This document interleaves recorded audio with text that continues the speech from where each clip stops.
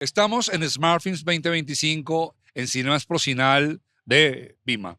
Aquí hay gente, está entonces Cuba Gooding Jr., ya lo saben, el actor que se ganó el Oscar por Jerry Maguire. Y nuestro invitado hoy es igual de grande, igual de inmenso, que es Fernando Trueba, el director de La Belle Époque, película española que se ganó el Oscar a Mejor Película Extranjera.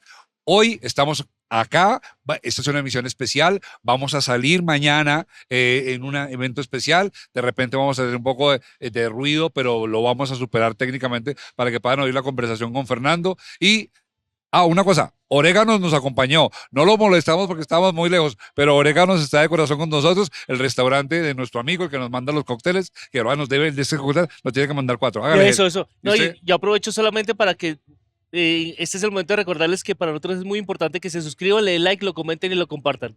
Que si nos quieren ayudar un poquito más, busquen el botón unirme y con ese botón se vuelven miembros del canal y eso nos ayuda a crecer aún más para poder traer invitados como el de hoy de Fernando Trueba. De nuevo, ofrecemos disculpas si el sonido no es el óptimo que quisiéramos siempre, pero hay que aprovechar el lugar y el invitado, no había de otra. Sí, uno no se la pasa encontrando a Fernando No, Trueba por ahí no. por la calle. Y ojo, estén atentos porque después de este también, de aquí al martes, vamos a sacar la conversación con Cuba Gooding Jr. que tuvimos en SmartFilms, que es también de nuestro podcast. Estuvo buenísima esa conversación. Estuvo buenísima. Listo. Bailó, lloró, cantó. Nos vemos.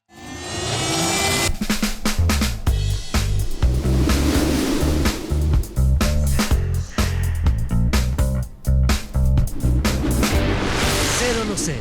He ahí el podcast. Estamos en el evento más importante para nuestra casa, que es SmartFilms, el marco del festival. Y bueno, aquí pasan cosas extraordinarias como esta. Como están viendo en el plano, estamos Germán y yo con Fernando Trueba. Acabamos de tener un conversatorio con él sobre la inteligencia artificial. Hemos estado hablando esta semana y como se lo he dicho a él impúdicamente impúdicamente, quiero que me haga un hijo. Le dije, Fernando, hazme un hijo. Fernando. Un poquitico pasaditos en edad, déjeme decirlo. Sí, ¿verdad? Sí, un poquito. Sí, mi hijo ya va a hacer 44 años. Es que en este caso no sería papá, sino nieto. Deme un nieto. Bueno, hágame un nieto. Hágame un nieto. Ger, es que, claro, yo no soy, la gente se imagina que uno es culto, yo no soy culto, yo me ando enterando cuando voy necesitando. Entonces, yo debo confesar que yo no me he visto todo el cine que la gente se imagina que me he visto.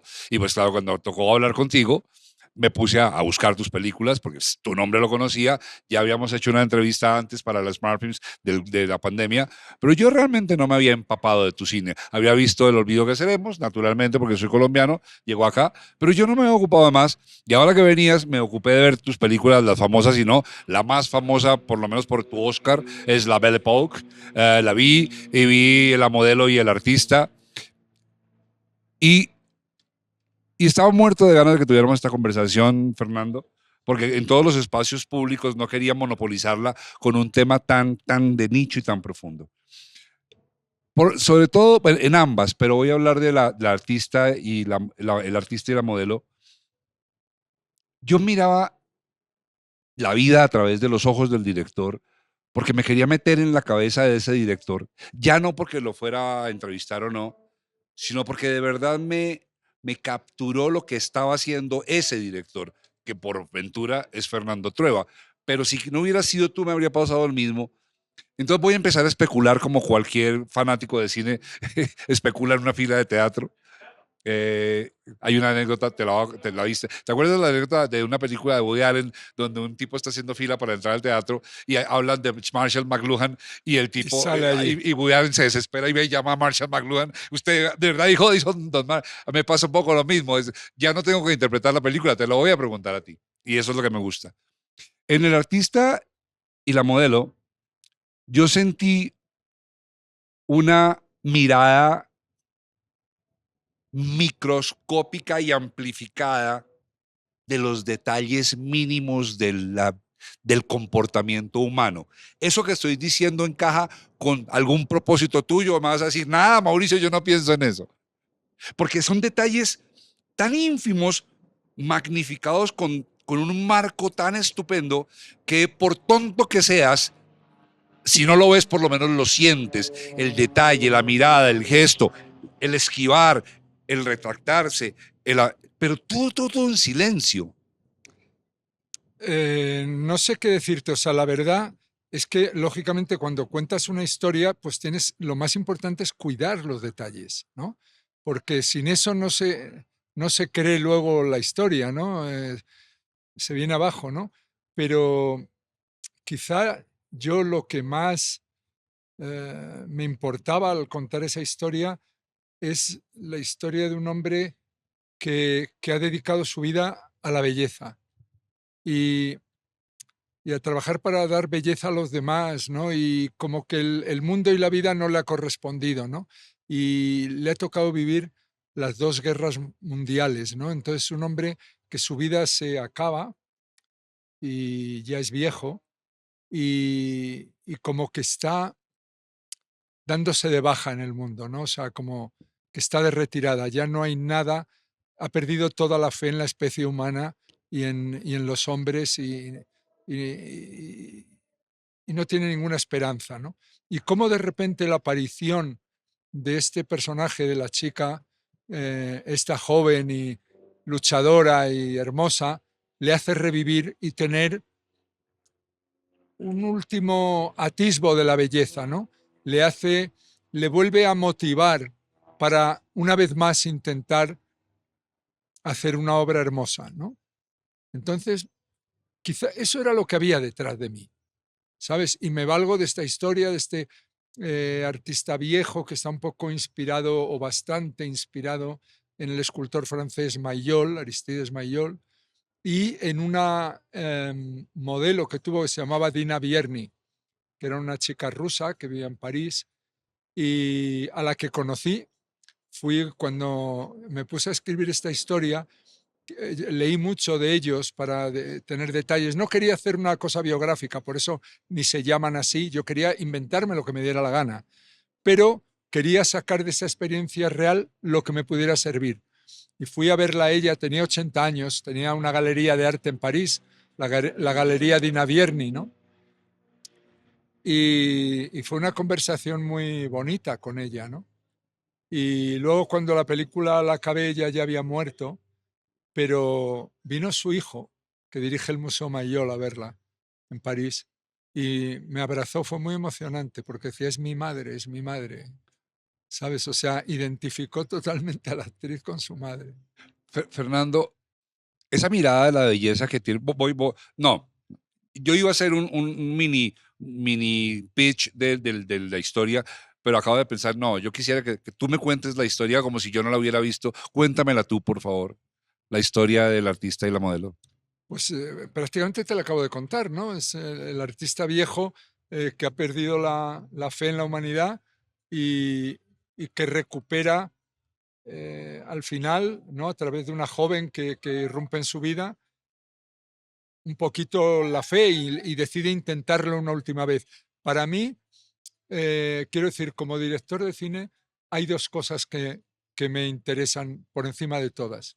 Una es la belleza, ¿no? Crear algo bello, crear una obra de arte que a la gente le toque, le emocione, le llegue y tal, o, o, porque a veces puede ir junto o no, hacerles reír. No es el caso del artista y la modelo, pero es el caso cuando hago comedias. ¿Sabes? Lo que para mí es otra forma, o sea, de luchar contra los horrores del mundo, ¿no? O sea, yo no puedo parar una guerra, ni puedo conseguir que la vida de la gente sea mejor, pero si les cuentas una buena historia o les haces reír durante hora y media o 2 horas, pues creo que de alguna forma he hecho lo que puedo, lo que podía, ¿no? Eh, eh, Me dijiste, sí, tienes toda la razón cuando me dices, y esto está bien interesante, cuando me dices, ya te dije la sinopsis, y yo dije, no, no me ha dicho la sinopsis, y mira lo interesante, a ver, lo bueno de tenerte aquí enfrente es que puedo quedar re mal en esta interpretación, pero si yo tuviera que hacer esa sinopsis, yo lo que te diría, esta es la historia de un hombre que ciertamente está de retiro, y por última vez se enamora de lo que más ama, que es la belleza, en una mujer que es totalmente inconveniente, inalcanzable e indebida. O sea, en esa relación no podría prosperar una historia de amor romántico sin que se distorsionaran otras cosas. Y yo leí una historia de amor de él con la belleza, el concepto, que se encarna en una niña que, por cierto, para nada él la puede mirar o tocar, pero yo sentí en la película las pulsiones románticas y apasionadas de este hombre por una mujer a la que en la vida le traspasa de donde él debe estar. Me llama la atención que yo resalto eso y tú no. Sí, yo creo que no se contradice lo que tú, como tú la cuentas y como la he contado yo. A lo mejor yo tengo un cierto pudor en la manera de contarlo porque es mía y tú lo puedes contar de una manera así un poco más exuberante, digamos, pero en el fondo estamos contando la misma historia, ¿no? Y aparte que también es bonito, igual que decía Heráclito, aquello de que no nos bañamos dos veces en el mismo río, yo no creo que dos personas lean la misma novela ni vean la misma película.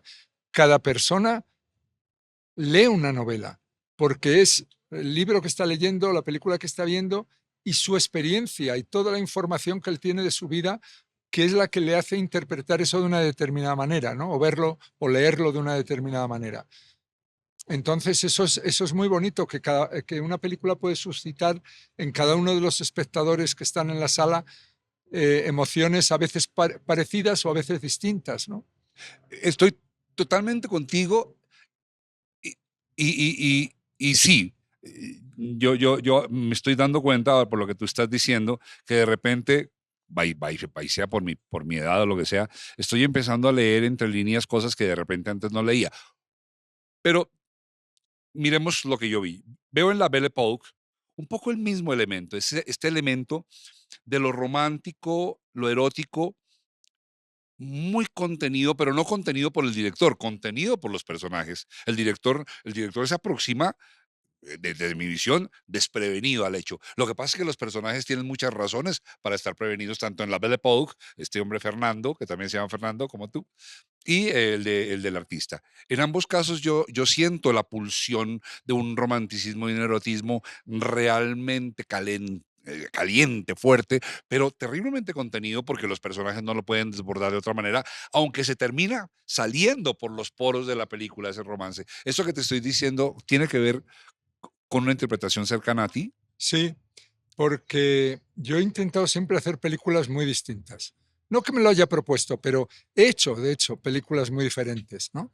Y al final, si alguien me dice, y bueno, ¿y qué tienen en común tus películas? Creo que es un sentido romántico, en el sentido amplio de esta palabra, no en el sentido de comedia romántica, historia de amor, etcétera, no, en el sentido de un romanticismo en cuanto a la manera de encarar la vida, ¿no? Y de encarar las relaciones de los personajes y de encarar yo mi oficio. ¿Sabes? Hay un romanticismo del cine en mí, ¿no? En la manera en cómo hago las películas y cuento las historias. Creo que eso está en todas, hasta cuando he hecho un documental. ¿Sabes? Hay el mismo romanticismo que en las que son de ficción. Yo me voy a atrever, en virtud de la charla, de hacer una afirmación para que la desprendamos. Yo, después de ver tu cine y de verte y de haberte leído en estos días, yo me atrevo a decir que tú eres un esteta. Lo digo no por adularte, sino como una definición técnica, porque la búsqueda de la belleza en las tres películas, en El olvido que seremos también está, pero me estoy refiriendo a estas dos porque pues en El olvido que seremos la anécdota te aleja de esta contemplación, por ejemplo, que hay en la modelo y el artista, y esta misma contemplación que hay en la Belle Époque. Y quiero que me ayudes a sumergirnos en el concepto de por qué es valiosa la belleza, más allá de por la parte sensorial o hedonista, pero ¿por qué te importa tanto la belleza a ti? Porque la belleza hace tu vida mejor, hace la vida mejor a los demás. Es lo único que le da sentido a todo, ¿no? ¿Sabes? La belleza es la fealdad, es algo de lo que huyo, ¿no? De las cosas horribles. Hay gente que le gusta el kitsch y las cosas feas y a mí no, a mí no, a mí me gusta la belleza, ¿no? Y sí, y es una parte central en mi vida, ¿no? De niño quería ser pintor, ¿no? Y yo, mi Dios era Picasso, de cierta forma lo sigue siendo, ¿no? Y no sé, la pintura es muy importante. Cuando hago una película, para mí el encuadre, para mí es algo milimétrico, o sea, no acepto que la cámara esté un poco así, no, tiene que estar exactamente aquí y aquí, ¿sabes? O sea, no dejo que eso se vaya por otro lado, ni que si el operador se aparta 1 milímetro, no se lo permito, vamos, ¿sabes? Le hago repetir 47 veces hasta que haga exactamente lo que quiero, ¿no? Pero no porque yo sea un esteta en el sentido, a mí me molesta el cine que es estético, el arte por el arte, la estética por la estética y que no hay nada dentro. Para mí lo más importante es que dentro de ese cuidado estético y de esa trabajar para la belleza, que haya vida, que no se quede todo congelado, que no hayas hecho una naturaleza muerta, perfecta, preciosa, con unas flores, un plato y un jarrón, y no pase nada más, ¿sabes? Lo importante es, fíjate, cuando hacía El artista y la modelo, yo siempre decía, digo, bueno, vamos a ver, Dios era escultor. Estamos haciendo una película de un escultor y Dios era escultor. Dios modeló con barro a un tipo y le sopló para darle vida, ¿no? Entonces hay algo ahí, o sea, que por supuesto tengo la sensación de eso, de que era un narrador, que era un escultor, que era un esteta ya, ¿no? Entonces yo doy en El artista y la modelo doy mi propia versión del Génesis, ¿no? Al final, que es una cosa que me ha obsesionado toda la vida, que yo siempre he pensado, no, Dios no puede ser tan estúpido de crear al hombre, ¿no? Dios creó a la mujer y tuvo un hijo con ella, y eso fue el hombre. O sea, Dios lo que creó es la belleza. Al contrario de lo que nos dice la Biblia, entonces. Sí, la Biblia, eso es una manipulación machista, ¿no? Entonces mi versión de la Biblia, y es lo que cuenta es que Dios creó a Eva, y Adán fue el hijo de Eva, y entonces el pecado original no es ni serpientes ni manzanas. El pecado original es que el hijo se se enamora de la madre y la madre del hijo y dejan a Dios de lado. Y entonces Dios los echa del paraíso. Esa es mi versión. Y toda la Me vida parece Está interesantísimo. buenísima. Está ¿Ah? buenísimo. toda la vida me ha perseguido esa explicación. Creo que es la única lógica. ¿Sabes? Si uno respeta a Dios, no vas a creerte eso de que inventó al hombre. ¿Qué? ¿Que inventó a Putin y a Netanyahu y a Trump? No, hombre, no. No, Dios no es un idiota, un respeto. Sí. Mauro, Señor. yo tengo una pregunta un poquito saliéndome de su cine como tal, pero sí hablando del mundo audiovisual. ¿Por qué es tan difícil que el cine español traspase las fronteras y llegue a Latinoamérica, y inclusive aquí que una película colombiana vaya a Argentina, o que en Colombia veamos películas argentinas?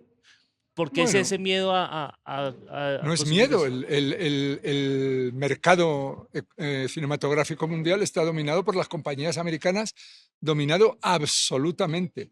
Y por unos pequeños resquicios y agujeritos nos colamos los europeos, los latinoamericanos o los asiáticos con nuestras películas. Pero ellos dominan el mercado. Ellos lo que quisieran, y además lo dicen, no es que lo diga yo, lo han dicho muchas veces, que ¿qué coño un español hace películas a un colombiano? Vosotros lo que tenéis que hacer es Consumir. comer hamburguesas e ir a ver las películas que hacemos nosotros. ¿Sabes? Eso es el mundo ideal para ellos. Pero nuestra manera de resistencia y de expresión es hacer nuestras películas, retratar nuestra vida, nuestras sociedades, nuestras calles, nuestros hombres, nuestras mujeres. Porque es que yo he oído gente aquí en Colombia que dice, no, es que no traemos una película paraguaya porque es que aquí en Colombia no entendemos cómo hablan los paraguayos. Pero si hablamos español todos, es más fácil entender eso que el inglés, que me toca ver con subtítulos si es que no hablo Porque inglés. estamos todos colonizados por el cine americano. Es una forma de imperialismo cinematográfico. Odio emplear este tipo de palabras, pero no me gusta hablar de mezclar la política, mezclar el chorizo y la velocidad. Pero es que nos dominan, ¿no? Mira, me acuerdo, había durante muchos años el presidente de la Asociación de las Productoras Americanas, era un tipo llamado Jack Valenti. Y este lo decía cada vez que le hacía una entrevista: los europeos no tienen por qué tener cine, hay que acabar con las protecciones al cine nacional en los países. Ustedes lo que tienen que ver es el cine americano. Y lo decía así, de descarado, De frente. ¿no? Sí, y entonces un día estaba yo comiendo en un restaurante en Los Ángeles con Billy Wilder.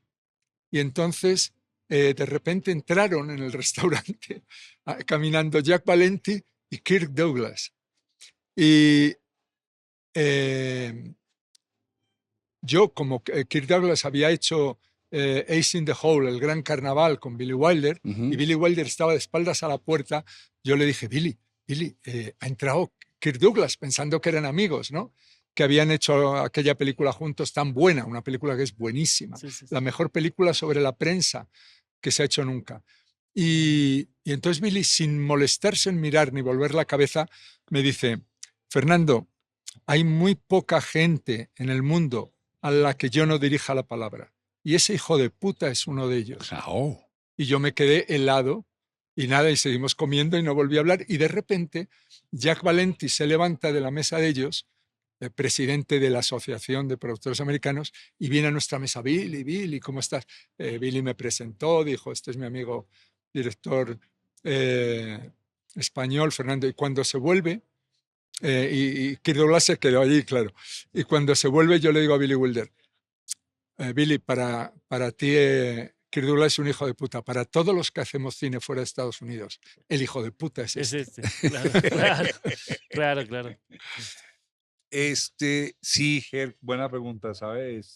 Es una limitación tristísima. Tristísima. Una pregunta, Porque hay cosas muy lindas. O Sí. sea, Claro, ahorita con esto de Netflix y todo eso, ya uno empieza a ver que la película española y uno incluso se engancha, por decir series, no sé, las chicas del cable o cualquier cosa es que uno se engancha y las ve y las entiende y después uno dice, ¿por qué me estabas diciendo que no los iba a entender si sí los entiendo? Y hay películas que uno se pierde porque es que no me las presentan en mi mira, país. yo he rodado aquí, ¿no? Sí, En Colombia, he rodado en Chile, el baile de la victoria, he rodado en Brasil, he rodado en Miami, he rodado en, bueno, un montón de sitios, en Cuba, etcétera y tal, y me rebelo contra eso, ¿sabes? Contra que no nos dejen ver las películas de claro. unos a las de sí, otros, ¿no? sí, sí. Yo cada vez que hablo de alguien, por ejemplo, no conocéis un director que yo me parece buenísimo, que es Víctor Gaviria. Sí, Digo, claro. ¿no habéis visto La vendedora de rosas? Claro. ¿No habéis visto La mujer del animal? ¿No? A veces cuando la gente está hablando de cine feminista y tal, y yo digo, ¿sabéis cuál es la película más feminista de toda la historia? La mujer del animal, de Víctor Gaviria, una película colombiana, buenísima, deberíais verla. Y la gente se queda sin Se saber. quedan de piedra. Me Sí, dicen, claro. no, la voy a buscar, la voy a buscar. Por la misma línea, la pregunta va por la misma línea. Yo te digo, yo amo las producciones españolas, como decía Germán, gracias a estas plataformas. Hoy tenemos acceso a todas ellas y hay cosas extraordinarias, extraordinarias. Hay un elemento que me llama la atención, no me molesta no, pero me llama la atención y es que cuando hay música con letra rodando en las escenas, no sé si siempre, pero un buen número de veces, casi todas las que yo me encuentro, es música en inglés. Sí, ¿Por qué?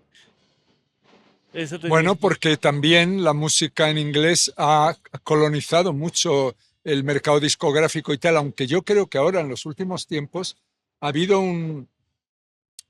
una eclosión, ¿no?, de música latina en todas partes, incluido en Estados Unidos, ¿no? Y bueno, Sí, yo estoy de acuerdo contigo. Me llama la atención porque siendo la película tan española o las series o tan re españolas, lo música, además, teniendo España toda la cantidad de música que tiene, pop, no estoy. y tan defensores del idioma. Sí, es curioso que la pista de audio con líricas Sea sea en- en inglés. siempre no, muchas veces en español también, ¿no? Sí, sí, pasa, pero uno encuentra muchas películas. Es que me llama la atención lo que dice Mauricio, porque más que todo españolas. Uno ve chilenas y argentinas y hay, pero no tanto, pero los españoles es como que lo primero que empiezan es poner una canción en inglés. Ya. Cuando uno ve que casi que hasta por cultura los mismos españoles ni les interesa mucho aprender el inglés. Mientras que aquí en Latinoamérica, nuestro mayor orgullo es que metí a mi hijo en un colegio bilingüe y va a hablar inglés. Los españoles son muy orgullosos de que yo hablo español, no hablo inglés. ¿Así? Sí, pues es lo que yo siento. Pues mira, esto que dices justo en la última película que hice yo, una película que hice en Grecia, se llama Haunted Heart, acaba con una canción en inglés, que es una canción de Leonard Cohen. Pero escribí el guión pensando en esa canción, que al final iba a sonar esa canción. De hecho, la canción se llama Alexandra Living y es el nombre del personaje de la protagonista en la película, Alexandra, o sea, Sí. que formaba parte del relato, Sí, claro, ¿sabes? ahí Y lo para entiendo. mí, yo al arte no le miro el pasaporte. Creo que el nacionalismo en el arte no existe. ¿Sabes? Renoir decía una cosa maravillosa, Renoir, el director, decía que las fronteras es un invento de los políticos para manipularnos, para que nos matemos unos a otros, ¿no? Y que esas fronteras verticales son ilusorias, que las únicas fronteras que existen son las horizontales, las que separan a los que están abajo de los que están arriba, de los que están más arriba, ¿sabes? Y estoy totalmente de acuerdo con él. Entonces, el arte nunca ha tenido fronteras. El arte siempre ha sido cosmopolita, como soñaba Kant, ¿no? ¿Sabes? Entonces, yo oigo música francesa, eh, argentina, brasileña, americana, inglesa, me da igual, española, africana, ¿sabes? Eso es lo maravilloso, que, por ejemplo, la última película que he hecho, que aún no he acabado, que estoy acabándola de montar, es una película musical, o sea, es una película que no tiene diálogos ni nada, es pura música de principio a final. Ya hice una así que se llama Calle 54 y ahora esta se llamaba Jañí y es una guitarra flamenca dialogando en la primera parte de la película con la música flamenca y con la música española, pero en la segunda parte de la película es en Nueva York y es dialogando con el jazz y además incluso con Rubén Blades, que está ahí en un momento determinado, y la tercera parte es dialogando con la música brasileña.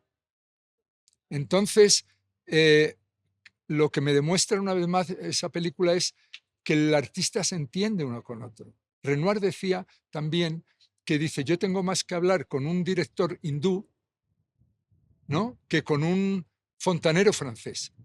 ¿Sabes? Tenemos más cosas, más problemas comunes, el director de cine hindú y yo como director de cine francés, que un fontanero francés y un director de cine francés, ¿no? Entonces ahí estoy de acuerdo con él, ¿sabes? O sea, eh, yo cada vez que me encuentro, pues yo qué sé, con Walter Sales, nos ponemos a hablar de cine y se nos hace de noche y de día. O me encuentro con Alexander Payne o con un director de otro lugar, o con un español, o con un colombiano, con Víctor Gaviria, se nos pueden pasar las horas hablando, ¿sabes?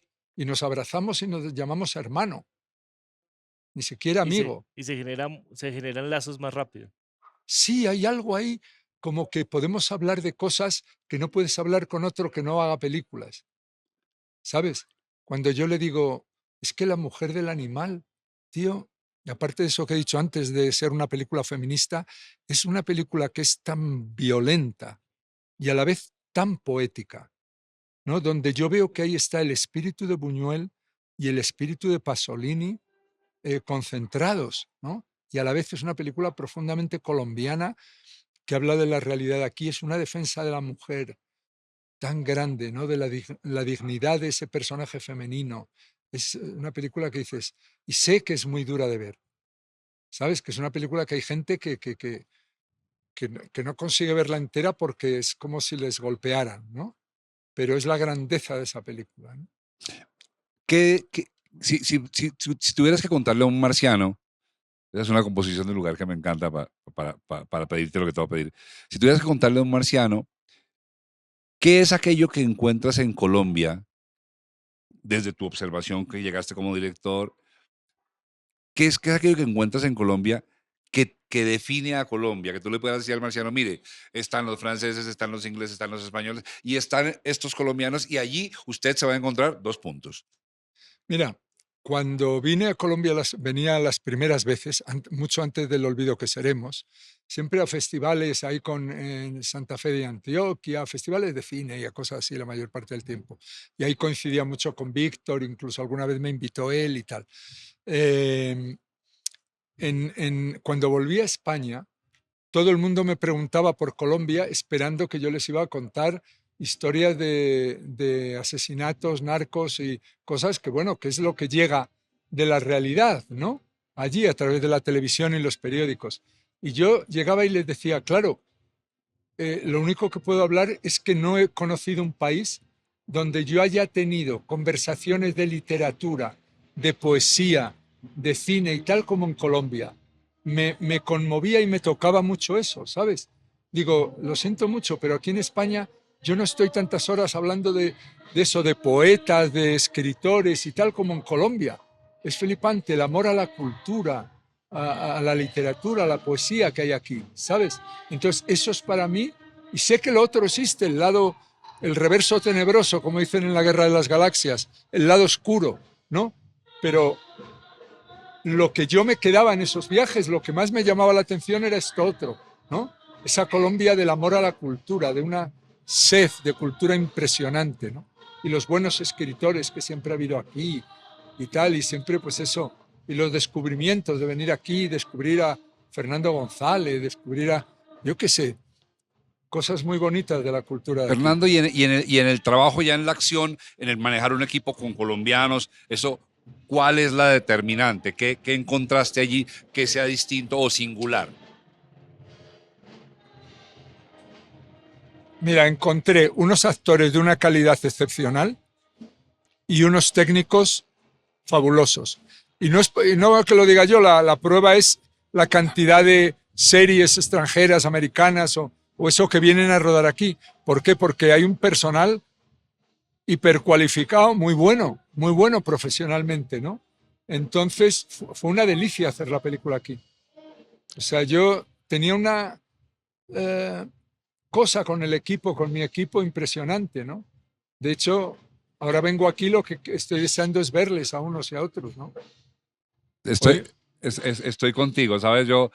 Nos estamos conociendo tú y yo, tú no lo sabes. Yo tengo posiciones, parte de lo que define un poco el carácter mío en el podcast, y es que muy críticas con Colombia, pero esa que tú estás diciendo, te la voy a conceder toda. Yo he dirigido series grandes, de mucho esfuerzo, de muchas horas de rodaje, en condiciones difíciles, y la pasión con la que el equipo técnico te acompaña en sacar adelante el proyecto, te digo yo, a mí me conmueve, me arruga el alma, porque además en la mayoría de los casos son personas muy mal pagas.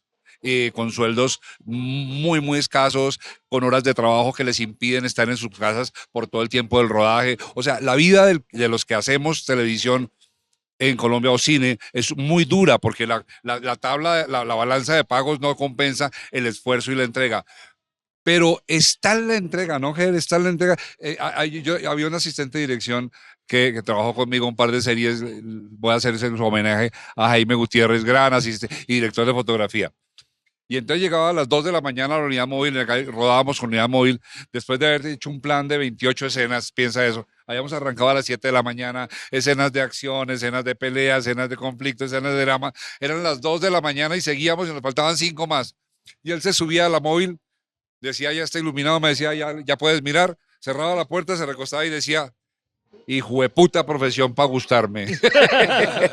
mira, después de rodar aquí, la siguiente película que hice, que fue Haunted Heart en Grecia, me llevé a Juan Pablo Urrego, me llevé a Sergio Iván Castaño, el director de foto del Olvido, me llevé a Diego López, el director artístico. O sea, que no es que lo diga, es que quería seguir trabajando con ellos, me parecían tan buenos, Sí. me había entendido tan bien, sabes que me los llevé a Grecia y lo pasamos muy bien en Grecia haciendo la película allí, ¿no? Entonces, realmente es una maravilla, fue un descubrimiento para mí trabajar ¿Qué, aquí. qué tan importante es hacer equipo para hacer cine? Es muy importante para mí. Yo, o sea, en ese sentido, cuando elijo a alguien, soy muy egoísta y muy avaricioso. Quiero que me lo dé todo. No quiero que me dé su profesionalidad o su conocimiento técnico o tal. Quiero que me dé el alma, ¿sabes? Quiero que esté trabajando con el alma, ¿sabes? Si no, no lo quiero tener al lado por muy buen técnico que sea, ¿sabes? Entonces, es algo, rápidamente detecto cuando alguien está simplemente cumpliendo con su trabajo. Y ya sé que a la gente no se le puede pedir más que cumplan con su trabajo, pues yo les pido más.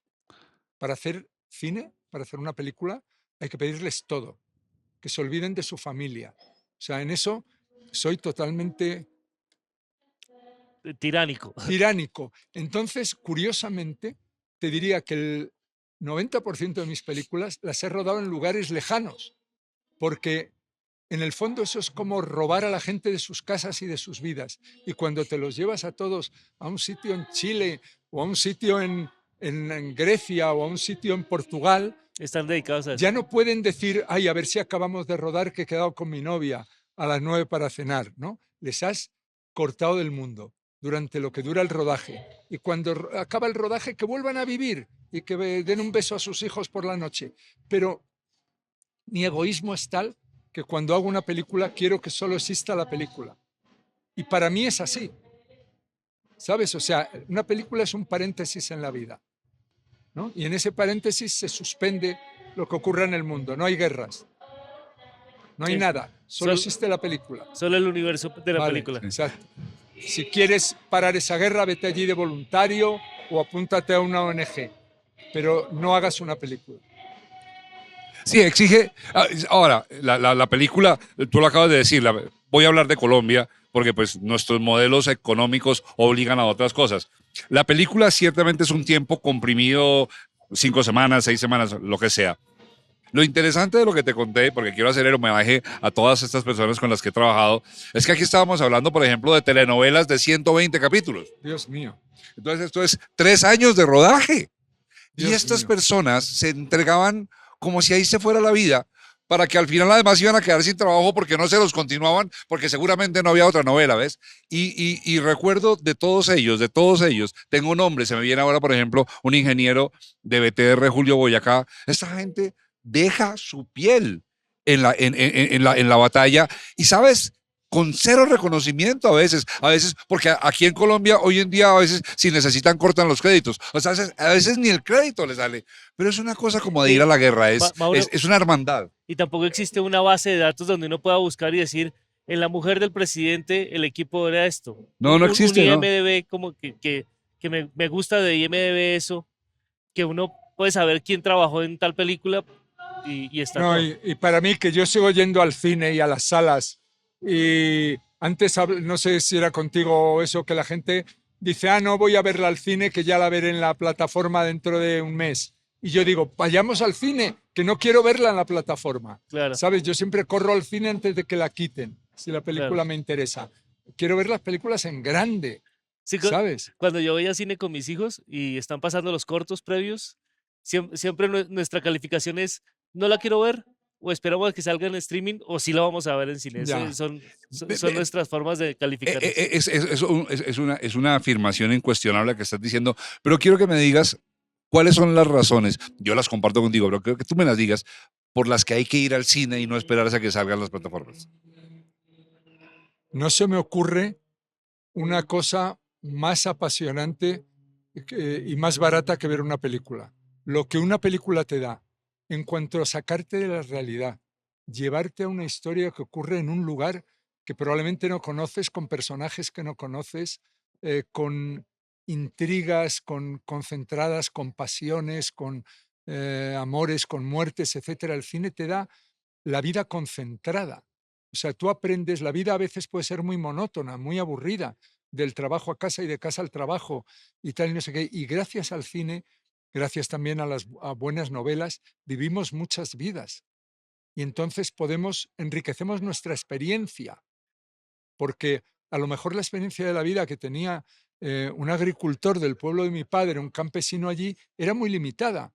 Era muy limitada, se moría y le habían pasado 4 cosas, ¿no? Una vez que hubo una riada y se inundó el pueblo, otra vez que las cosechas se echaron a perder y que se murió la tía Paula. Y fuera de eso no les había pasado nada. Mientras que a la gente de hoy día que vemos películas, leemos novelas, es como si hubiéramos vivido 400 vidas.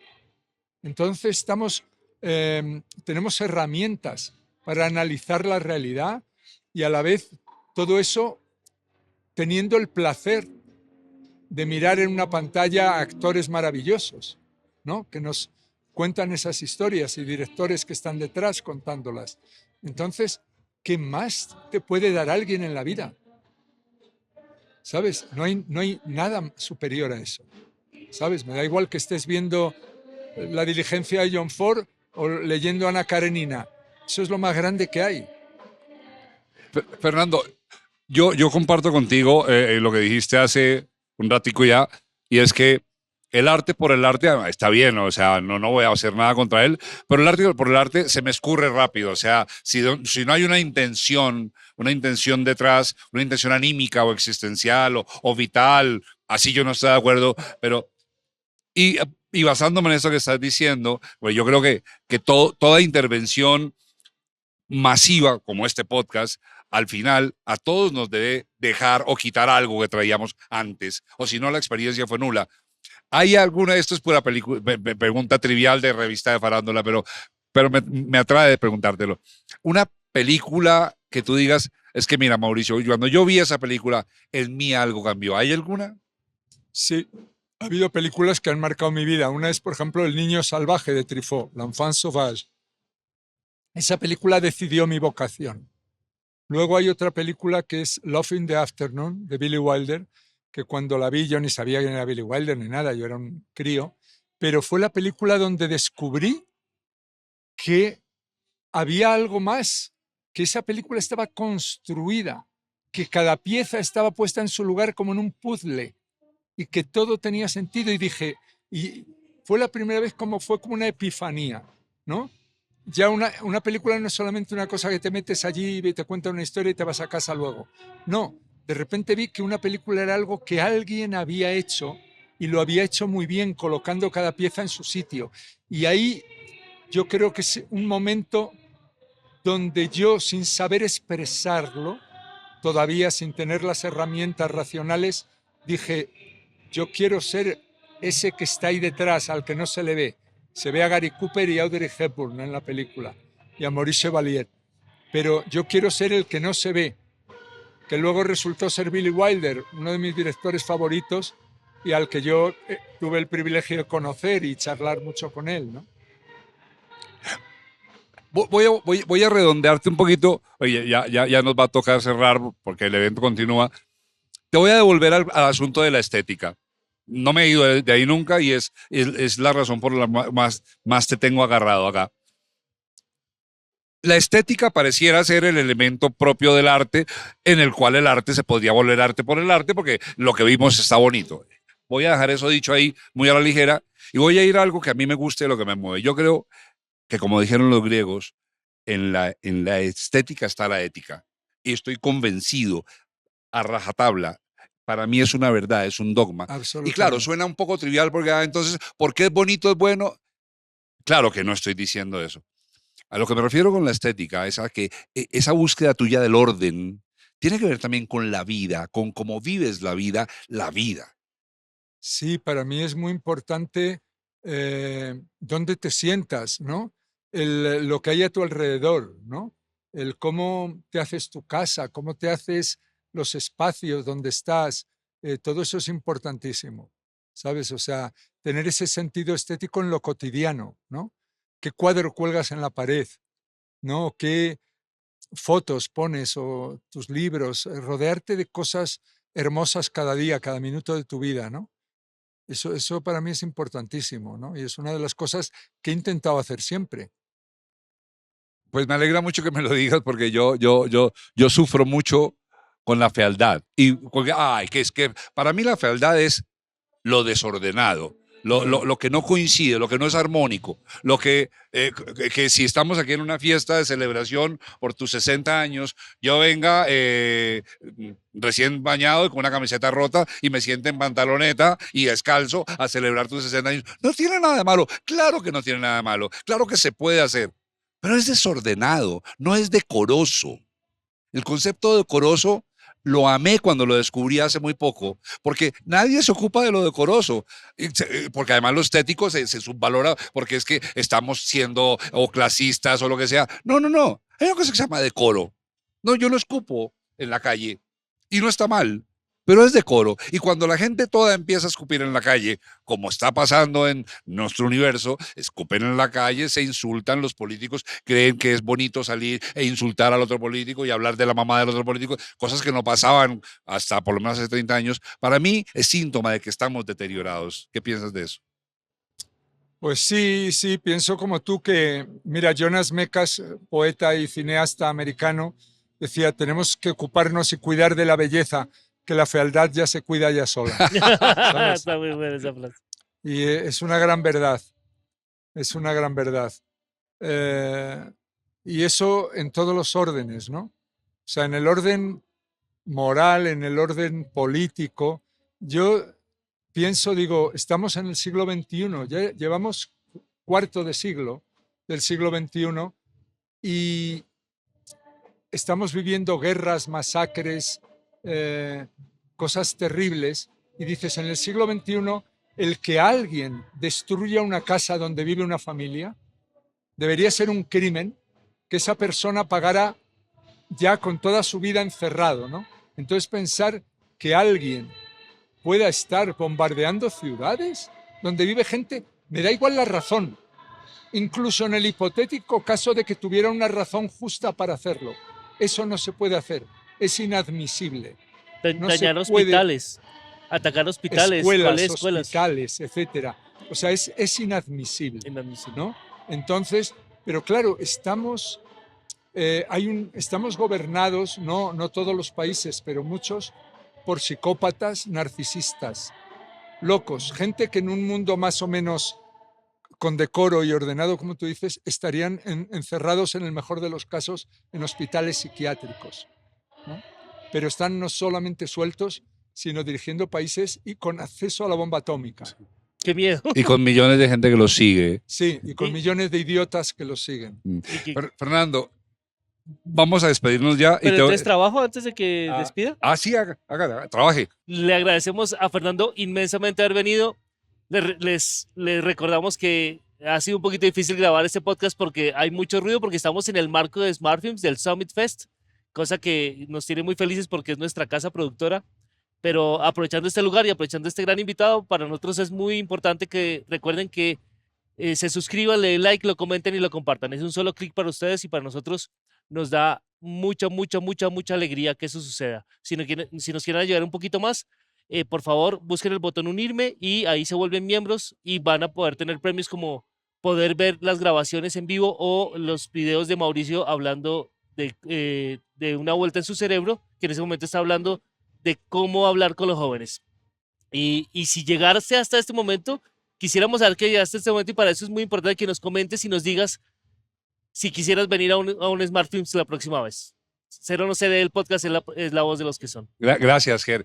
Sí, aclarando, este es un podcast especial. Este no está en la programación, este va a salir mañana, o sea, durante el festival. Es un podcast que tiene todas las condiciones extraordinarias que estamos viendo para empezar el invitado. Y adicional, quiero hablar de que nuestro patrocinador Oreganos no lo pudimos llamar porque estamos muy lejos, pero Oreganos te queremos y estamos hablando de ti. Haces el mejor cóctel raíz y fuego del mundo, ¿no es cierto? Sí. Okay. Lástima, pero y no le hice mi pregunta de podcast común y corriente. Por favor, la pregunta de podcast. Es que yo tengo una Fernando sección, no se puede ir sin una eso. sección que se llama la pregunta del podcast común y corriente, que es donde a mí me entra un espíritu especial y le pregunto una cosa muy sencilla.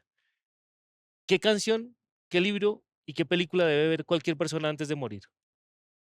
Bueno, eso es muy personal. Las canciones, mi hijo hizo una película que se llama Todas las canciones hablan de mí. Las canciones nos Sí. interpelan, ¿no? Sí. Y sentimos que nos están hablando en la oreja y como que la escribieron para nosotros, ¿no? Mi canción favorita es una canción francesa que se llama Súplica para ser enterrado en la playa de Sète. Súplica para ser enterrado. ¿De quién es? Sí, de Georges Brassens. George Brassens. Esa es mi canción favorita. Lo otro que me has preguntado es, Una canción, un libro y una película. un libro es tan difícil, hay tantos libros que me gustan. Hace poco alguien me preguntó, ¿qué libro te llevarías a una isla desierta? Entonces yo pensé sinceramente que me iban a llevar a una isla desierta y tenía que elegirlo, no una broma, ¿no? Sí. Sino que lo tenía que hacer para mi supervivencia. Entonces dije la historia de la filosofía de Frederick Coplestone. ¿Sabes? Porque está ahí muy bien contada la historia del pensamiento humano, ¿no? Mejor que ninguna otra historia de la filosofía. Gracias. Gracias. ¿Y la película? La película, hay una película que yo adoro, que encima dura 40 minutos, se llama Un día de campo, Un parti de campaña, de Jean Renoir. Me parece que esa película está la vida metida ahí dentro, con todo lo que la vida tiene de sensualidad, de tristeza, de felicidad. Es como que todo estuviera metido ahí. Está muy bien. Fernando, despídeme con un regalo. Quiero que Solemos no ser tan formales en este podcast, pero me voy a poner una gotitica formal pidiéndote que cerremos con que me cuentes qué viviste y qué estás viviendo en Smartfilms estando ya aquí en Colombia, porque habías estado con nosotros en la pandemia vía online, pero ya estuviste en Smartfilms, lo has vivido en la entraña. Cuéntame qué te llevas de Smartfilms. Bueno, todavía no ha acabado, está empezando. Estamos en la mitad. Pero es un festival muy agradable, muy amistoso, muy humano en su tamaño, pero muy ambicioso en querer tocar a los jóvenes de muchas regiones de este país y que se expresen a través del cine, que usen el cine como herramienta expresiva, inclusiva, artística, de reflexión. Es muy curioso eso, ¿sabes? Cómo esos jóvenes, algunos que no van a ser cineastas, se van a dedicar a otras cosas, pero de repente, por un momento, usan el cine como herramienta de hablarnos a los demás, ¿no?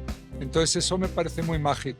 Y luego, por supuesto, a nivel humano, la hospitalidad, ¿no? Y la amabilidad colombiana, que son muy bellas. Fernando, muchas gracias por venir al podcast, muchas gracias por estar en Smartfilms, muchas gracias por existir. Como dije al comienzo, hazme un nieto, entonces. muchísimas gracias. Voy a cerrar aquí, Ger. Voy a cerrar este episodio que sale al día siguiente, es extraordinario. Les vamos a pedir que nos perdonen si el sonido alcanza a molestar. Germán va a hacer todo para que no. Yo me siento privilegiado de que me quede este recuerdo en la memoria de estar con realmente un maestro. Suscríbanse, denle like, vengan a Smartfilms, todavía vamos a estar un día más y el año entrante, si no alcanzan, vengan acá. Esta es nuestra casa. Lo que ha dicho Fernando es verdad. Este es un festival de verdad. Aquí hacemos las cosas porque queremos al cine, porque queremos que la gente coja una cámara y, como dice Fernando, seguramente no te vas a volver cinematografista, pero contar una historia te va a cambiar la vida y te va a cambiar tu historia, ¿no es cierto? Sí, que sí. Antes de despedirnos del todo, nos interesa que sepas cuál es el equipo que trabaja en este podcast. En la presentación y dirección está Mauricio Navastalero. En la producción de audio y locución, Germán Daniel León. Producción general, Evelyn Tamayo. Realizador audiovisual, Wilbar Valle. Soporte técnico, Edwin Cano. Diseño de logo, Germán Daniel León III. Coordinadora de postproducción, Andrea López. Postproducción de video, Oscar David Rincón. Gestión digital en YouTube, Fernando Navas Civic. Arte visual, promos digitales, Manuela Puentes. Diseño gráfico de redes, Diego Guío Martínez. Música por el maestro Camilo Correal. Este es un contenido de Valencia Producciones. Si te gustó este podcast, danos like y suscríbete. Así te enterarás de los siguientes episodios. Y si no te gustó, mándaselo a tus enemigos. Igual nos sirve que nos escuchen. Muchas gracias. Chao. Este podcast se puede ver también en YouTube. Se puede escuchar por Spotify y todas las plataformas de podcast que existen y que lleguen a existir.